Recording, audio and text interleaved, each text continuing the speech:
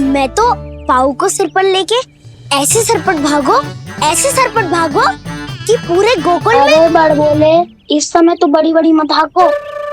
पर असली लाभ तो वानर महाराज ने उठाया है। पूरी की पूरी मटकी अकेले लेके निकल लिए। ये हमारी प्रतीक्षा कर रहा था ताकि हम माखन बांट सके। हमारे साथ ना दाऊ, उनके साथ।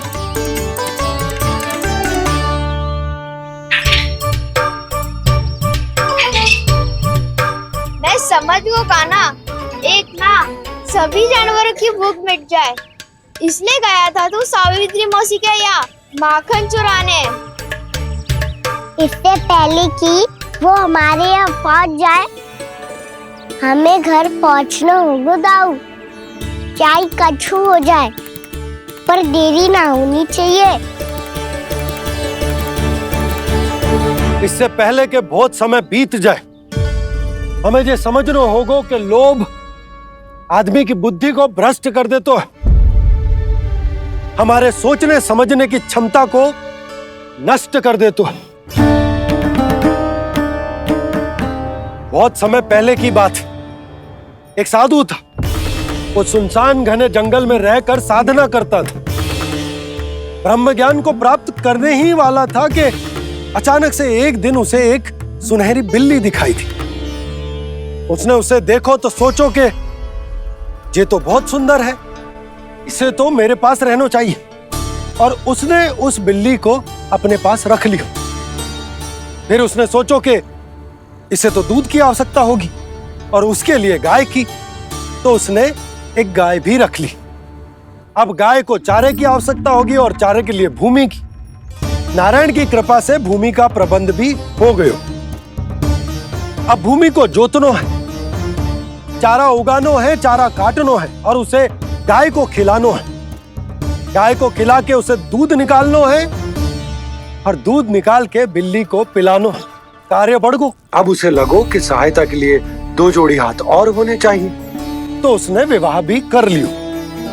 कुछ समय बीतो और संतान हो गई और उसे एक बड़े घर की आवश्यकता अनुभव हुई। इसी प्रकार धीरे धीरे लोभ ने उसे अपनी छाया में ले लिया और वो नारायण की साधना कर ब्रह्म ज्ञान को पाने के अपने परम लक्ष्य को भूल गो। फिर अनेक वर्ष बीतने के पश्चात उसकी अपने गुरु से भेंट हुई। पहले तो उन्होंने उसे पहचाना नहीं और पहचानो तो उनने कही कि एक बार, बस एक बार अपने कर्तव्य से भटका था तू, और देख कैसे देखते ही देखते लोभ के जंजाल में गहरे ही गहरे धंसता चला गया। सोचो, कहीं उस व्यापारी को धन के लोभ में अपना वचन देकर आप सब भी जे ही भूल तो ना करने जा रहे। परिवार, घर द्वार, भोजन, सुख शांति, जीने के लिए आवश्यक जिस सब कुछ तो है आपके पास। इसीलिए मुझे चिंता हो रही कि जिस प्रकार उस साधु ने ब्रह्म ज्ञान प्राप्ति का अवसर गवा दिया था, आप सब भी इस लोभ में आकर अपना सुख चैन ना गवा दो।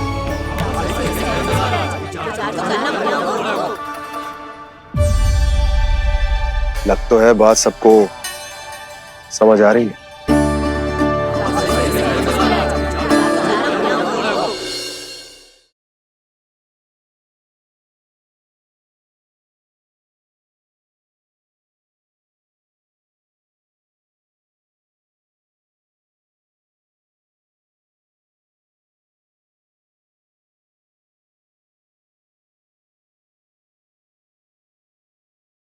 आपका काना माखन चोर ही है। उसने टोली बनाई है और उसका नाम भी रखा है चौर्य विद्या प्रसारण टोली, और आपका काना उसका अध्यक्ष है। बता काना, और किसके घर जाना है अब?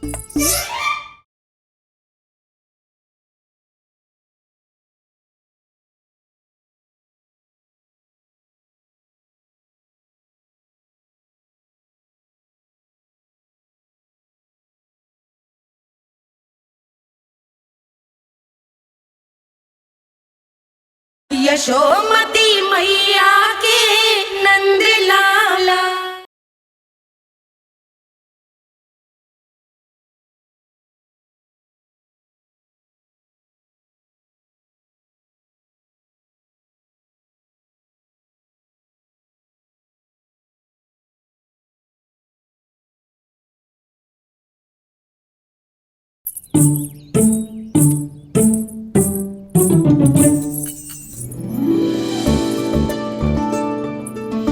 भाभी आसानी से ना मिलने देंगी कान्हा से, पर उसे देखे बिना रहा भी तो ना जा रहे मुझसे।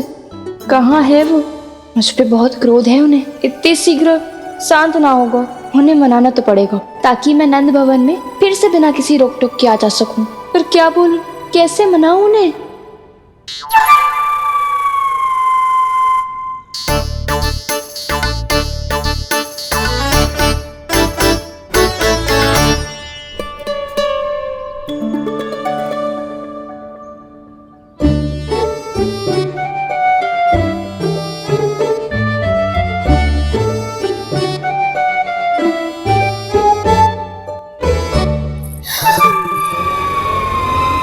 वाह, जिसने मेरे लल्ला पर चोरी का आरोप लगायो, वो ही आज मेरे घर में चोरी चोरी प्रवेश कर रही है। नाना भाभी, ऐसी कोई बात ना है, मैं तो बस ये देखने आई थी कि जसोदा भाभी का क्रोध शांत हुआ कि ना?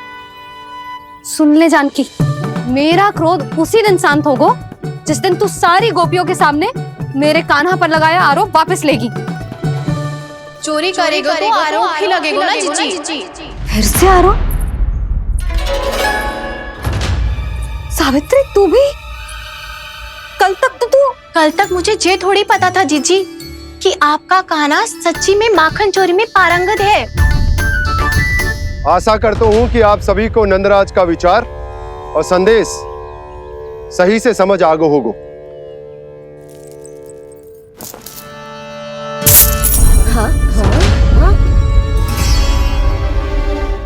सिक्कों की खनक बता रही है कि पोटली कितनी भारी है।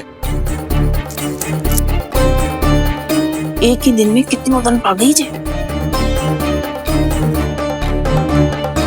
हमें भी इससे अधिक धन अर्जित करना होगा, तभी तो हम अपने उज्जवल का भविष्य उज्जवल कर पाएंगे। पहली बार कछु बुद्धि की बात की है तूने। नंदराज, हमारे मन में आपका बहुत सम्मान है, पर हम जो करना चाह रहे हैं वो लोभ ना है, वो तो विकास है। हाँ नंदराज, हम अपना और अपने संतानों का भला बुरा सोचे बिना कब तक अपना जीवन इस प्रकार जीते रहेंगे? फिर पिछले 4 वर्षों से हमने आपको कर भी तो ना दियो है। मुझे तो लगता है कि नंदराज की बातों पर शांति से सोच विचार के बाद ही कुछ निर्णय लेना चाहिए। ऐसा मौका बार बार ना आता। नहीं, हमें सोच विचार कर निर्णय लेना है सबने।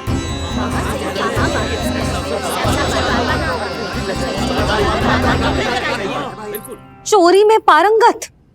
हाँ जीजी, उसने टोली बनाई है और उसका नाम भी रखा है चौर्य विद्या प्रसारण टोली, और आपका कान्हा उसका अध्यक्ष है। अच्छा, तो कान्हा पूरी टोली लेकर आया था चोरी करने तेरे घर? और नहीं तो क्या।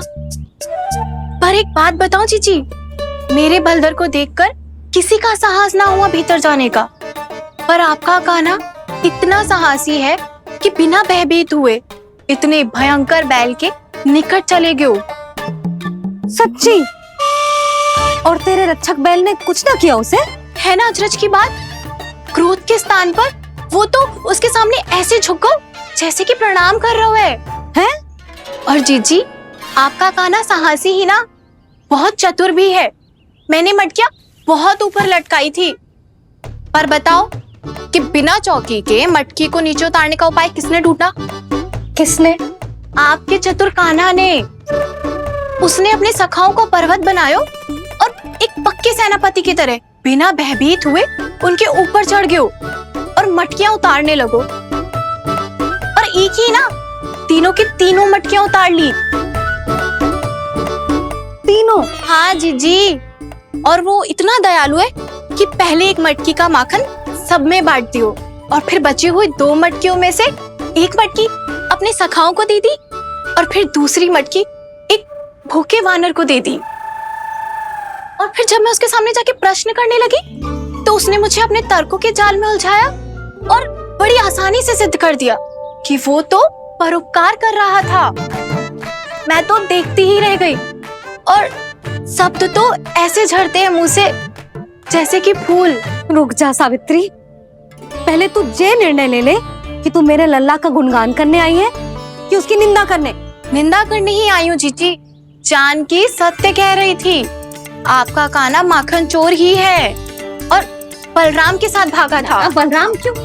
वो तो साक्षात गरुड़ देव की पीठ पे बैठ के उड़ के आयो है, तभी तो तुझसे बहुत पहले आके यहाँ बैठ गओ ना। आ देख ले, आ जा। देखो कैसे बैठ के सब पहरा दे रहे हैं कि कोई पंछी अनाज ना चुग ले, और तुम दोनों व्यर्थ में इन सब पर दोष लगा रही हो। कान्हा के निकट जाने का प्रयास भी मत करना। पहले मेरे लल्ला पर आरोप लगाती हो, फिर उससे मिलना भी चाहती हो।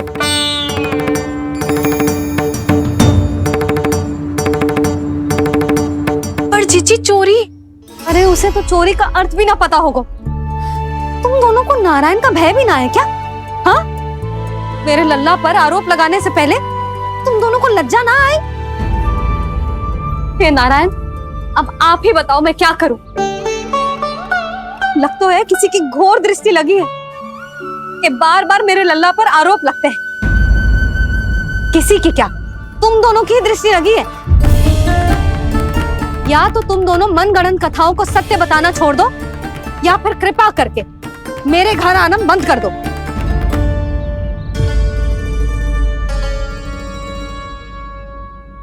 अब दोनों मुंह क्या ताक रही हो? हाँ, जाओ यहां से। और तुम दोनों नंद जी की सभा में क्यों ना गई? हाँ,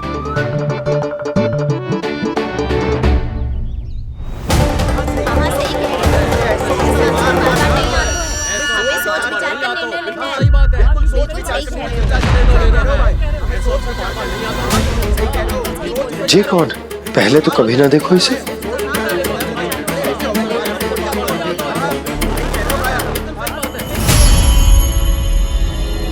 कहाँ को? बस करो।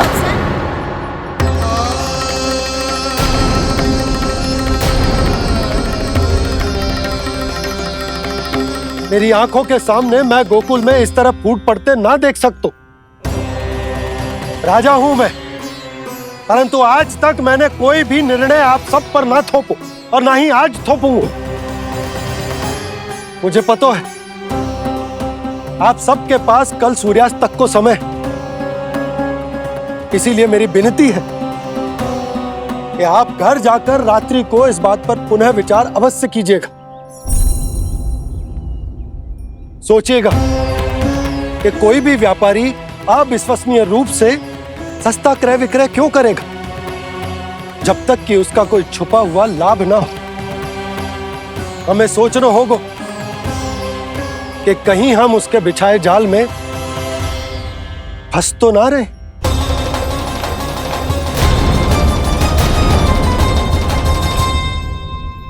बच गए भैया, जैसे तैसे ही सही, पर समय से पहले पहुंच ही गए हो।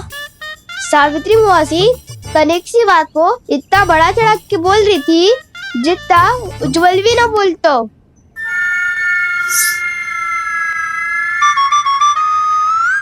वैसे आनंद तो बहुत आयो, सच्ची। हाँ, बेहतर लगा तो माखन भी तो मिला और परोपकार भी होगा। बता कान्हा, और किसके घर जाना है अब? आज ही तो हमें शिक्षा मिली है, इतनी शीघ्र भूल गए तुम सब। लोग के चक्कर में पड़ोगे तो फंसोगे। लोग के चक्कर में पड़ोगे तो फंसोगे।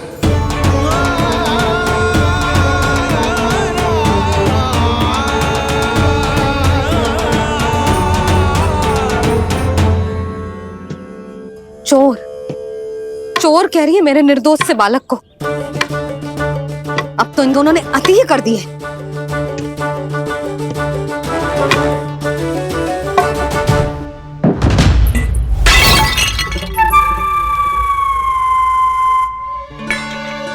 से भी अभी फूटना था। वैसे ही मैं इतनी चिंतित हूं। कैसे समझाऊं इन गांव वालों को?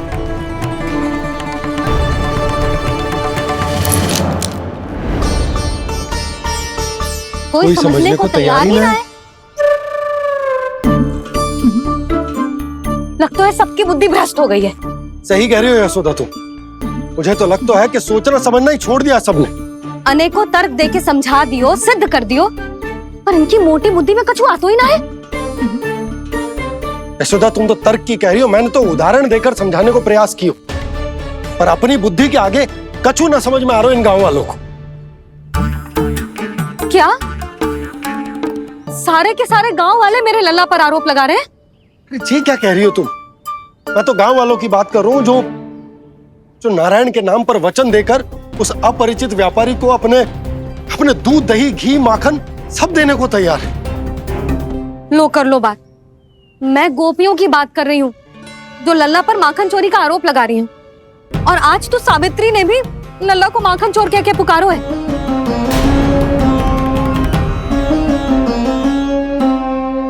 सावधान यशोदा, कहीं बड़ा होकर माखन चोर ना बन जाइए। अच्छा, ये सब आप छोड़ो, स्त्रियों की बात है, मैं संभाल लूंगी। आप ये बताओ सभा में क्या हुआ?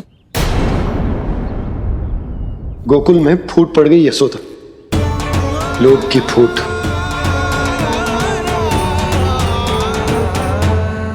अरे रुको रुको रुको, व्यापारी जी रुकिए रुकिए। नंदराज ने प्रयास तो बहुत किया था व्यापारी जी, पर कुछ व्यक्तियों को छोड़ करके किसी के कान पे जूं तक नहीं रेंगी। इसका अर्थ फूट पड़ चुकी है लोभ की वजह से। बहुत ही शुभ समाचार लाए हो गुप्तचर। अब शीघ्र ही दिखेगा लोभ का चमत्कार।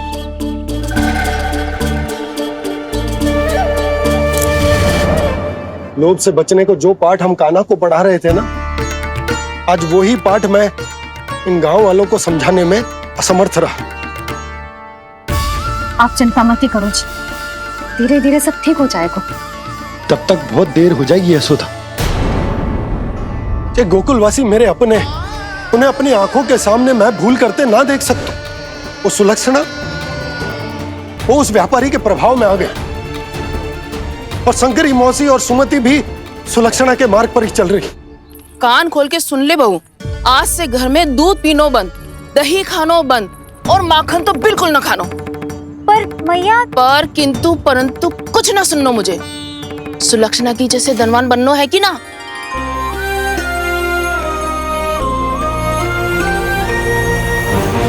तो फिर जैसा मैं कहती हूँ वैसा कर, तभी तो अधिक से अधिक दूध, दही, माखन बेचकर अधिक से अधिक धन अर्जित कर पाएंगे हम। सुलक्षणा को उस व्यापारी की तरह धनवान बनना है, और शंकरी मौसी को सुलक्षणा की तरह। ऐसे तो पूरा गांव ही लोभ में पड़कर कल उस व्यापारी के पास पहुंच जाएगा। अब तो फिर स्त्रियों को मुझे अपने ढंग से समझाना पड़ेगा। अब गोकुल वासियों को चाहे कोई भी कितना भी समझा ले, बुझा ले, ज्ञान बांटे, उन्हें केवल एक ही भाषा समझ में आएगी, लोभ की भाषा। लगता है आपके पास बहुत उत्तम योजना है व्यापारी जी। सब झटक लूंगा।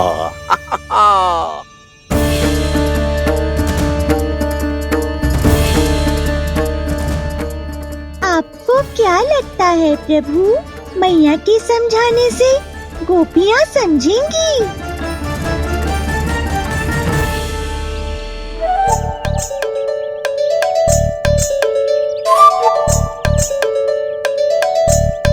कान्हा, और कितनी प्रतीक्षा करवाएगो?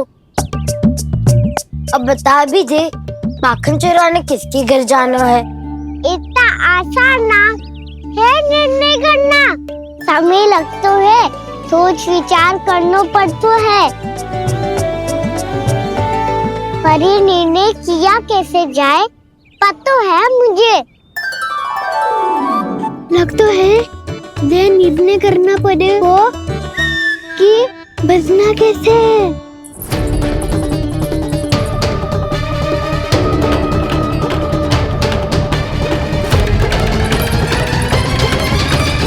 सावित्री मौसी ने हमारे 14 विद्या प्रसारण के बारे में सबको बता दियो क्या?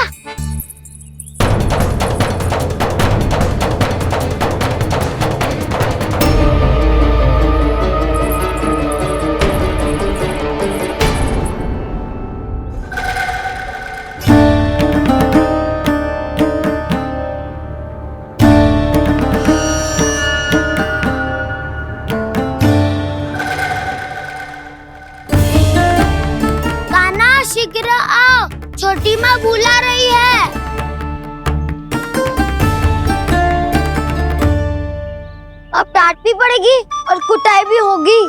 चौर्य विद्या प्रसारण कल ही आरंभ हुआ था और आज ही समाप्त हो जाएगा। सब इतने गंभीर क्यों है आज? गंभीर तो होंगे ही ना दाऊ, क्योंकि मैया आज अच्छा वाला पाठ पढ़ाने वाली है।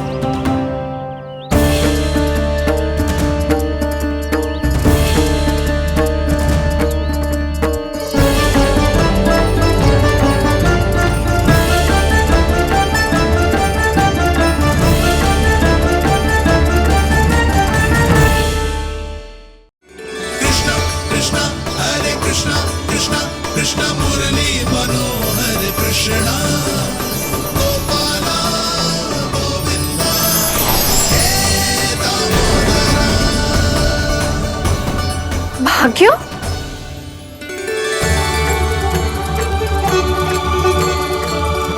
कान्हा,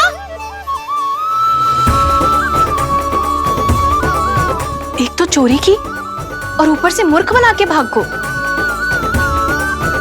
ये ठीक ना है, मुझे यशोदा जीजी को बताना ही होगा, और वो भी इसके घर पहुंचने से पहले।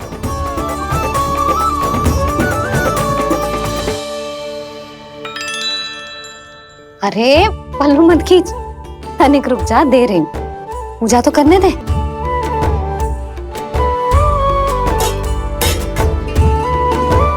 ले, अब जितना मन करे उतना प्रसाद खा।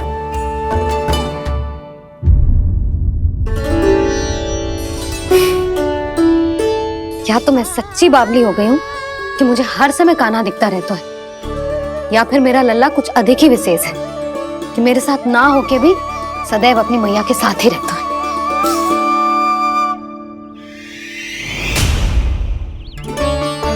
आज तो कैसे प्राण बचे, नारायण ही जानते हैं। आपका कान्हा माखन चोर ही है, उसने टोली बनाई है और उसका नाम भी रखा है चौर्य विद्या प्रसारण टोली, और आपका कान्हा उसका अध्यक्ष है। पता कान्हा, और किसके घर जाना है अब? लगता है सबकी बुद्धि भ्रष्ट हो गई है। सोचना समझना ही छोड़ दिया सबने। अनेकों तर्क दे के समझा दियो, सिद्ध कर दियो, पर इनकी मोटी बुद्धि में कछु आता ही ना है। अपनी बुद्धि के आगे कछु ना समझ में आ रहा इन गाँव वालों को। क्या सारे के सारे गांव वाले मेरे लल्ला पर आरोप लगा रहे हैं? हमारा वास्तविक धन क्या है? दूध, घी, दही, माखन, यही ना। जो भी बचतो है वो तो हाट पे बिखी जातो है ना। तो फिर मथुरा के किसी अपरिचित व्यापारी के साथ माथा फोड़ने की क्या आवश्यकता है? अच्छा, अब चलती हूँ। बुलावे की सूचना पाके सब कार्य ऐसे ही छोड़कर आ गई थी। तो मुझे ही कच्चू करना पड़ेगा।